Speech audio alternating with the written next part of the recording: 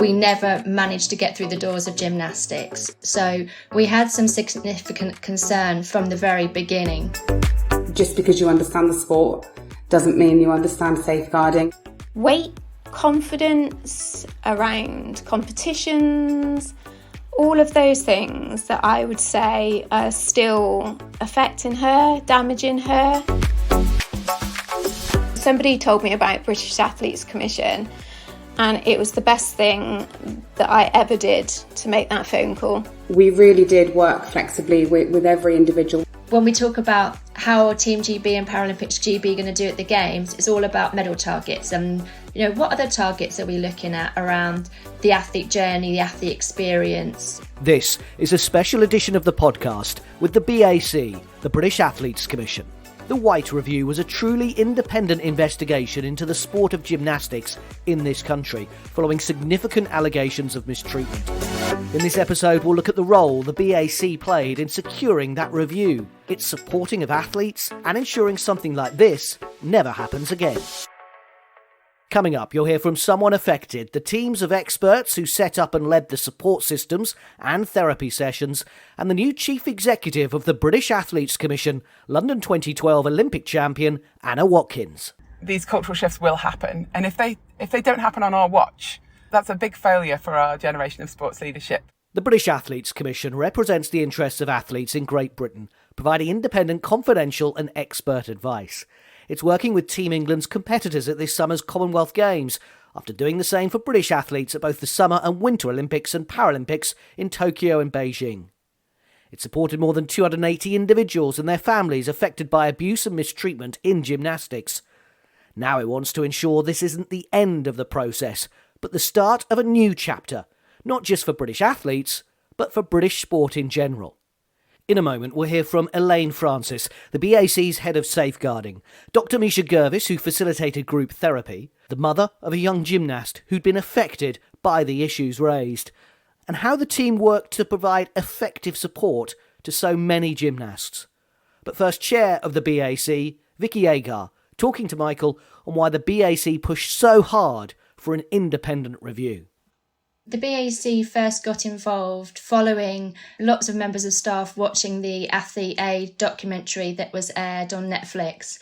It triggered some concern for us immediately because we knew at gymnastics in the UK, we couldn't have complete confidence that the athletes or the gymnasts within that sport were having a brilliant experience. At the time, we had gymnastics as a bit of a red flag sport.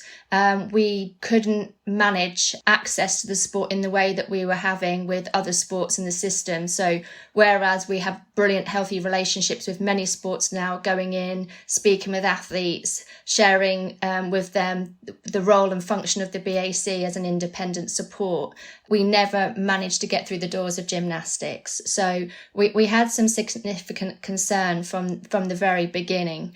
It was pretty obvious once that had aired through social media and other outlets that there was an issue within the UK, and that documentary had, set something off within the UK as well, sadly. And to that end, we saw that gymnastics was responding to those allegations and concerns. They already had many existing allegations and concerns that we became aware about. But the biggest worry for us was that gymnastics was going to manage those concerns internally. And they had announced that they were going to do an independent review. But that independent review was kind of orchestrated and going to be led by the sport in the form of them appointing their own QC to run the review, agreeing to assist the administration of that review, agreeing the terms of reference for the review and paying the QC at the end of the review. And to me and the rest of the team at the BAC, that was a significant concern, particularly with the widespread allegations and the seriousness of the allegations. I felt very strongly that this needed to be a thoroughly independent review where there was no opportunity to brush anything under the carpet, and for concerns and the gymnastics complaints to be heard thoroughly and fully and given the time and attention that they needed to. So we championed quite publicly, because I don't think there was a lot of appetite initially for there to be a thoroughly independent review. And we were really pleased off the back of that Sport England and UK Sport decided to commission their own review with Anne Whyte. So how did you push then for this properly independent review? You mentioned Sport England and UK Sport. What was the process from your organisation? First of all, we asked gymnastics and we put pressure on them to go thoroughly independent. It didn't seem that we were going to get an awful lot of movement there. So we did write a formal letter to UK Sport to say how we felt that that there was a requirement for there to be a completely independent review. And then in parallel to that, actually, I put out an opinion article in one of the newspapers, and actually they were fantastic in kind of putting pressure on really as well to ensure that this was a thoroughly independent review. And finally, from you for the moment, what was the role of the BAC whilst this review was taking place? So the role of the BAC was quite wide-ranging, actually, and I'm really proud of the team for stepping up. I know that they cared passionately about supporting those that were making allegations. So we quite quickly, funded through UK Sport and Sport England, established a helpline in conjunction with the NSPCC and seconded members of staff from the NSPCC over to the BAC to man that helpline and listen to anybody that wanted to come forward with any allegations or, even just to talk to somebody. And as a consequence, we ended up dealing with a significant number of cases from an end-to-end case management perspective. And it's still ongoing. And I'm really pleased to say, actually, 3 of the girls from the SPCC are now working for us full time in established roles at the BAC as an ongoing commitment to safeguarding in sport. Elaine, we'll begin with you. We heard from Vicki some of the headlines about the BAC response when you started hearing some of the stories from the gymnasts involved here. When did this first kind of land on your desk, if you like, as head of safeguarding, and what were the initial steps that you were able to take? At the time of the Athlete A documentary on Netflix, I was a team manager at the NSPCC helpline. My background is in social work. The BAC then put out a secondment jointly with the NSPCC, which I applied for. So I came across to the BAC shortly after the setting up of the helpline to manage that small team. So when we first came across, we were met with numerous disclosures and allegations from gymnasts as young as 6, coaches, parents, adult gymnasts, ranging all the way to individuals in their now late 50s who were still experiencing the impact of their abuse and mistreatment from when they were very young. So our first job when we came across was to create a specialist case management system. So every individual who consented to that referral was allocated their own case manager. So they had a dedicated point of contact from their first contact from the helpline.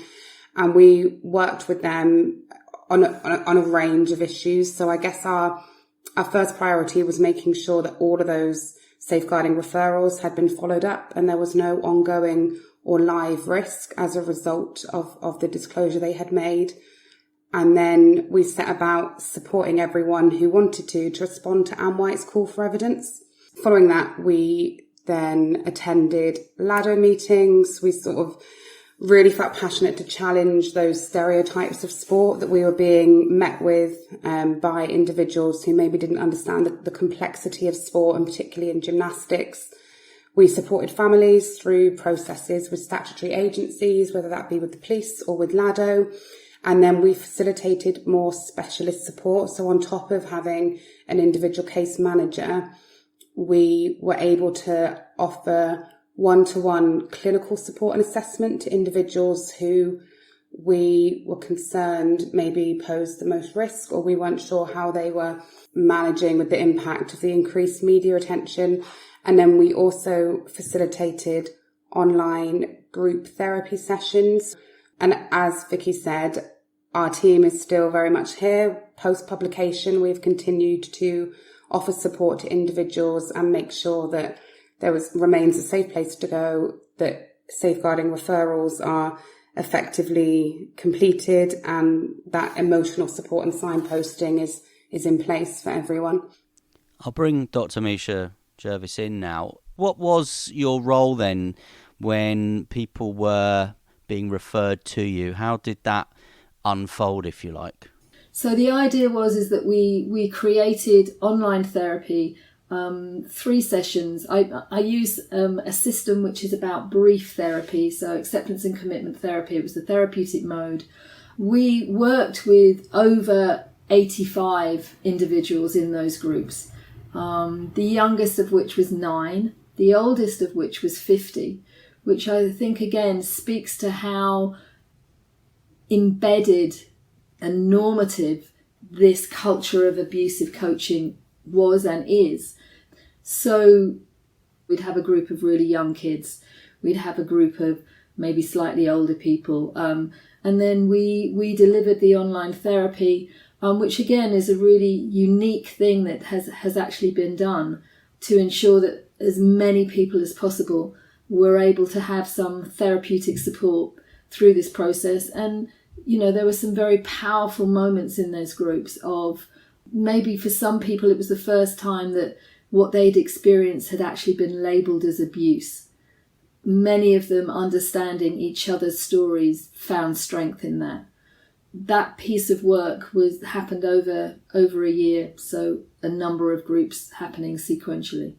And Elaine, I think it's important to say that whilst we are discussing specialist case management systems, we're discussing referrals, at the heart of this were individuals, and it's important then that those people felt confident that you were offering somewhere that was safe, somewhere that was trusted, and somewhere that was independent. Yeah, and I think that was very difficult in the very early days, because a lot of these individuals who came forward had come forward before. They had tried to have their voices heard, they had tried to make complaints, and they had never been listened to, they had never been believed, and there was a huge distrust then between the families and individuals and essentially the system that was supposed to be in place to help them.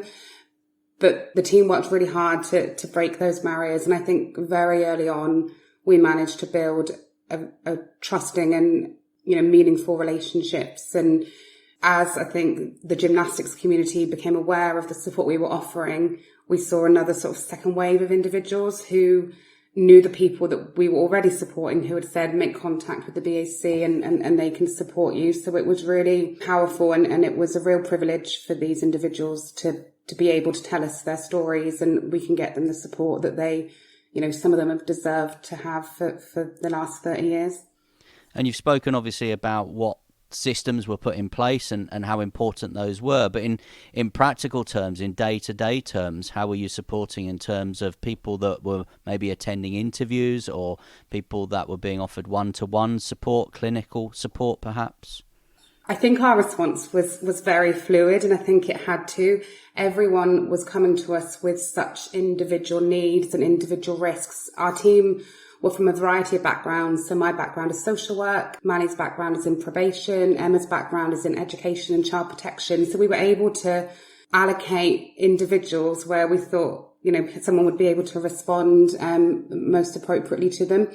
And we really did work flexibly with every individual. We allowed them almost to take control of their support package and engage with us as much or as stood back as they needed to, whether that be physically attending Anna Whyte's interview with them, attending police interviews with them, or some people just needed a safe space to talk for 10 minutes a week and feel heard and feel listened to.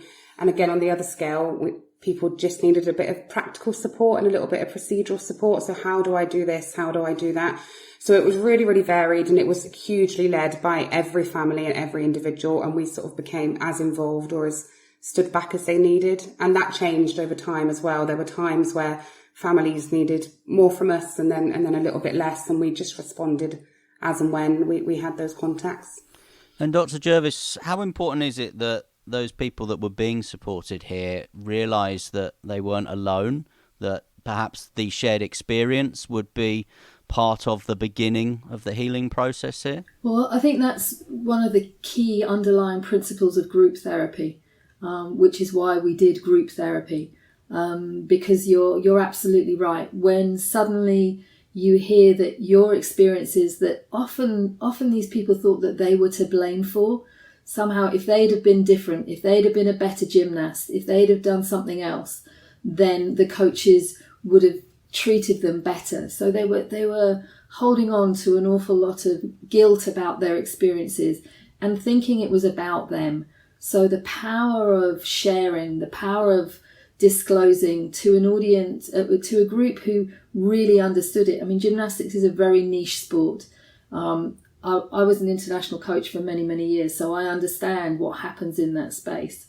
But to be able to have a shortcut, a shorthand to, oh yes, you know, when we were doing X, Y, Z, and everyone understood, was again really, really powerful, because the people who sit outside of that world don't understand it. Outside of sport looking in, it's a completely different thing. Inside sport, those experiences, sharing those experiences and feeling like you were supported by each other. I think what is incredible from these small groups is that they form their own networks, and we have small groups of parents and gymnasts who are still in contact with each other from those group sessions today, and we continually hear from them just what an incredible support network and how powerful that connection has been for them. Well, thank you for the moment to Vicki, Elaine and Misha. But let's hear more now about the support that the hundreds of gymnasts and their families have been receiving from the British Athletes Commission. Let's talk to Helen. Now, Helen's not her real name, but she is the mother of one of the young gymnasts who has been affected. And if I can, let me start by asking you about some of the background to what actually happened with your daughter. My daughter started gymnastics when she was about 6. It was in a local club. Within a week, she had gone from like a fun group right up to basically the top layer of the club. I'd had some concerns from the beginning, really, about safeguarding. I work in education, and it wasn't until she reached 10 that things started to change a little bit, and I became more aware of things that I wasn't happy with, of just the way that the gymnasts were treated. And it was only when she left last year that a lot of the issues became more apparent. And therefore, I thought that was the time to make, I would say, a complaint. It wasn't a complaint initially. It was more of a way of pushing for change. And what can you tell us about some of the behaviours that you witnessed or were aware of that made you so uncomfortable? So there was a big black curtain that you couldn't see the children behind when they trained. They trained for a lot of hours. It was maybe 5-6 days a week, sometimes from 4 till 8:30. At the time, my daughter was 10, which was obviously a lot of training. And then there was lots of issues that we realised around food as well. Again, it wasn't until after that I realised food was such an issue. It was the way that the children were spoken to within training, when on competitions. It was just a really negative atmosphere, and parents were really scared to say anything, because if they did, it was almost taken out on their child, you know, that they would maybe not be worked with. It just made it worse if you said anything. And I did bring up quite a few different safeguarding issues, often about other things. And I felt my daughter kind of paid the price for that. And what support did you get? And what support did you get from the British Athletes Commission, for example, when you did speak out and when you did report your suspicions and what you knew had been happening? So initially, I didn't know where to turn. I initially contacted the local authority and spoke to them. I also contacted British Gymnastics. But again, because there was so much in the press, I kind of felt like, could I trust them? And then somebody told me about British Athletes Commission, and it was the best thing that I ever did to make that phone call. They were fantastic. They immediately believed us, which I think that was one of the hard things. British Athletes Commission, from day one, they were there to support us. I was very much of the mindset that when I did make a report to British Gymnastics, that I didn't want it to be just a complaint or a rant. I just wanted it to be very factual. I tried to take the emotion out of it. I read their terms of reference, their protocols, their policies. And in all my reports, I summed it up against all of those, because I think otherwise, although you have to have some kind of emotion in it, it gets lost within that. But to speak to the British athletes, I was also able to put some of that emotion and like the rage and the guilt and everything else. And they would just listen and they would say, no, what you're doing is right. What children are going through is wrong and it needs to change. So I can't thank them enough. And in practical terms, how did they help you? How did they help your daughter? For me, Emma was just always there at the end of the phone. I would send her any emails I was going to send to British Gymnastics. She kind of coordinated with the local authority as well, which I had some frustration with. She set my daughter up with a psychotherapist and had a session there, so we were signposted to different help. Also, Elaine from British Athletes joined me on a meeting with the local authority. So yeah, they've just been there, really. And for you, and I guess very importantly for your daughter, how are you now? How's your daughter now? She's okay. She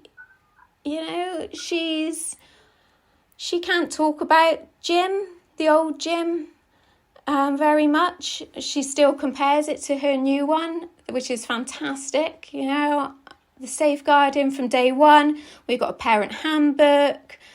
If there's an issue, you're contacted.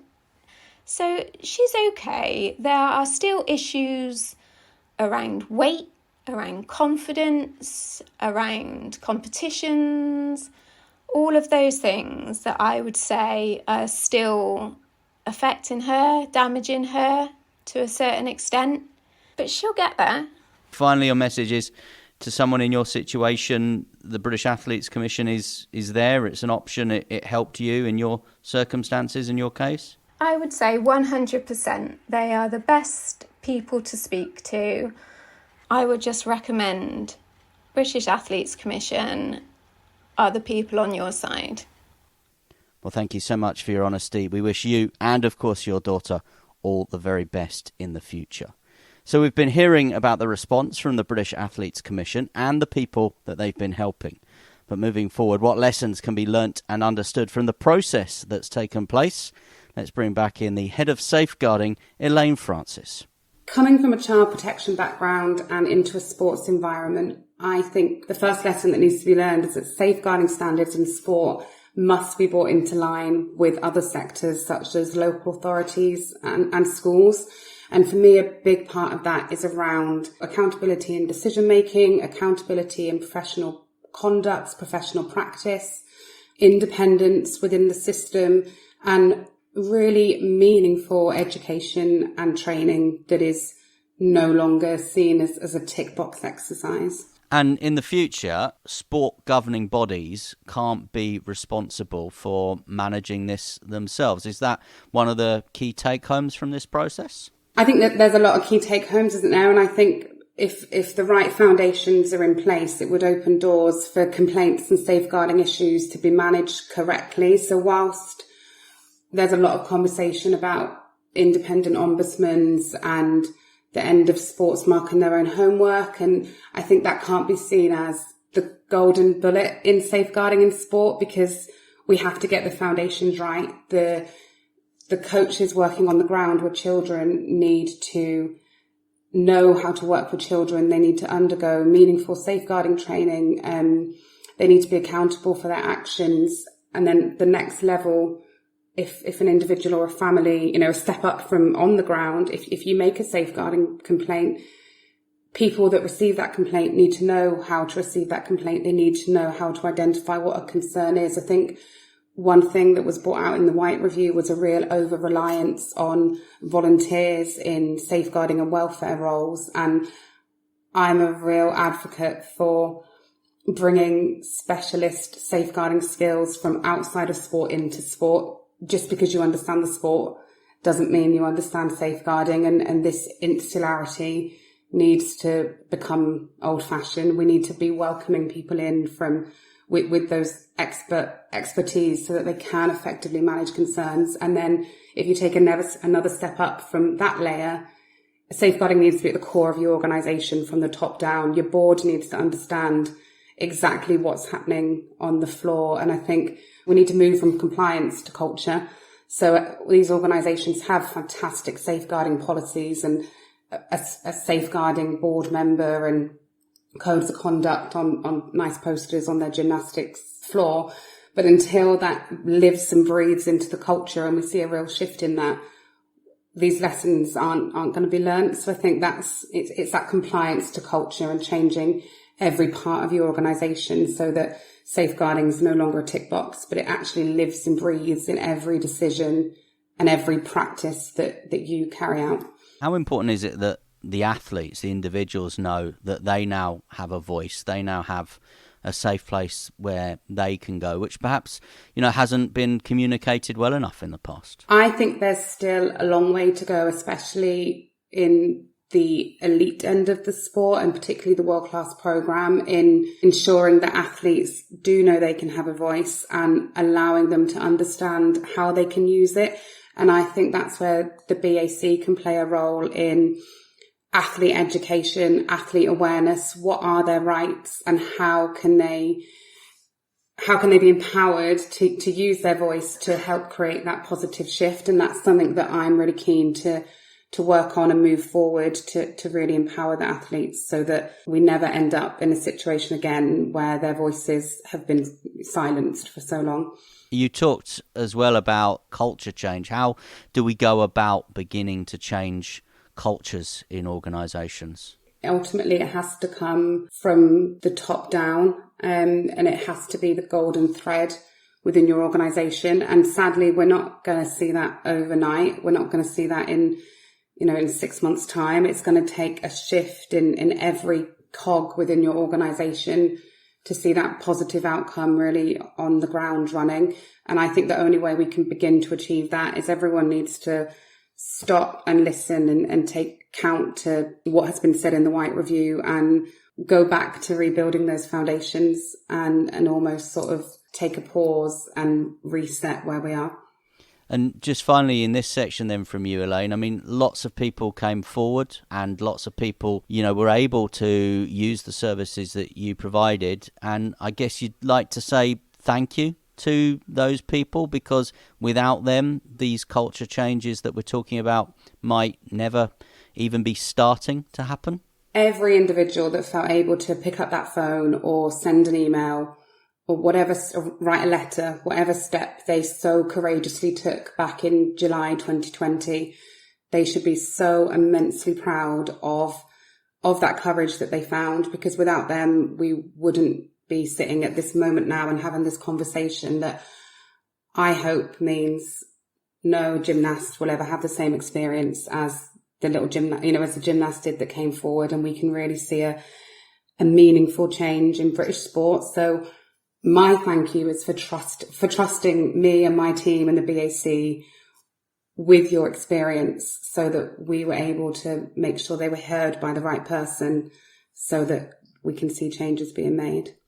Vicki, I'd like to bring you back in here now just to get a concluding thought, if you like, on the role of the BAC's role in this process and what you think now needs to happen. What are some of the lessons that have been learnt? I think Elaine surmised really well in terms of just broader lessons for the entire system. And then building on that specifically for the BAC, what I would love to see happen really quickly is there be a mandate for sports to meaningfully engage with the BAC and encourage their athletes to use our service. So we have a brilliant relationship with a number of sports now where we're able to have full access to the athletes, and they are encouraged to come to us at any time if they wanted that independent support.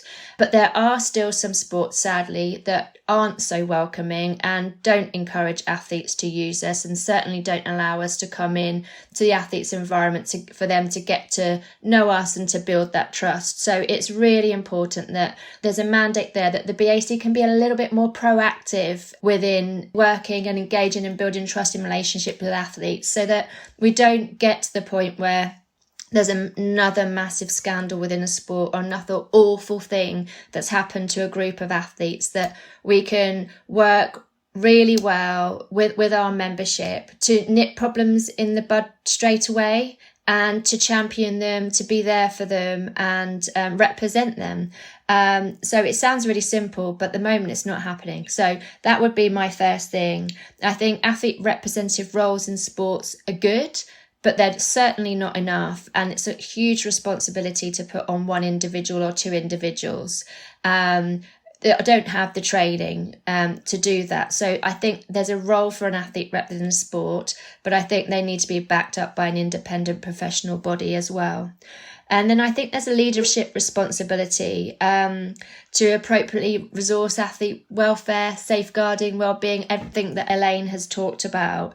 And that goes through, obviously, we have a mandate for world-class performance athletes, but that goes right the way through, particularly with those early maturation sports like swimming, like gymnastics, where actually you're almost a bit of a performance athlete by age 13, 14, and you're training significant hours in a week, and you're in a performance club that might perhaps feed into a national squad.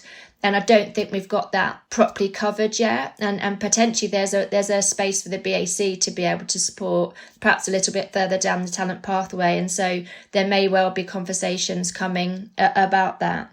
Without shadow of a doubt, there must be fully independent investigations, not just independent in that you buy a couple of independent people in to do something for you on a review that you set, a fully independent review and investigations where it's proportionate. So not on every single case, but where you think it's probably more significant than one or two individuals, then without a doubt. And a little bit to what Elaine said around just a whole scale shift in cultural shift. And we talk about this all the time, good culture, bad culture, but actually it's changing the narrative around, when we talk about how Team GB and Paralympics GB are going to do at the Games, it's all about medal targets and top 5 on the medal table, or where, I'd perhaps like to see from UK sport and others, what other targets are we looking at around the athlete journey, the athlete experience, everything that's aligned to their medals and more strategy. We are about medals, but we're about much more than that now, I hope. So let's set some appropriate targets for that as well.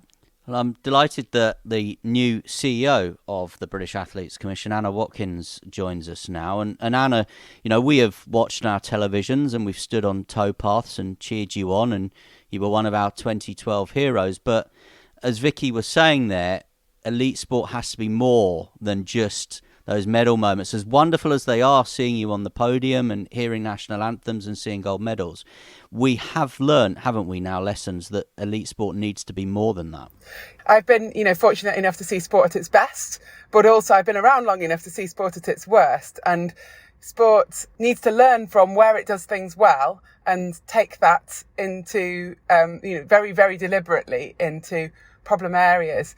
I think coming in now at this stage, after this report, it's an incredible time to get started, because we have this really well evidenced piece of information about, exactly what's happened in one sport. And I know that it's happening in other sports to a greater or lesser degree. And I've seen patterns, over my time in this environment, risky areas where you kind of know that if a few key risk factors are present, then athletes are probably, having a bit of a rough time here and there. And they are, as has been touched on so many times in this conversation already, this big power gap between coaches and athletes, and where athletes are really kind of weak in the system and don't have a strong voice. And think, athletes who are aware of us, or aware of their whistleblowing opportunities, that's a terrifying thing for a young athlete to go and do. And they don't want their sport to be, they don't want to be in the papers. They don't want their sport to have funding cut. They don't want to disrupt their environment, but they need to say something. So I think one of our roles going forwards is to strengthen that voice by making it just kind of continuous and low level, and making sure those conversations are happening and feeding through all the time, just as a normal, natural, everyday feedback mechanisms. What's really happening at the grassroots of sport, so athletes can tell the system, can speak to the system without it having to be, some potentially career-ending decision to go and do that. So I think that's strengthening that athlete voice is something we, as an organisation, I want to do much better.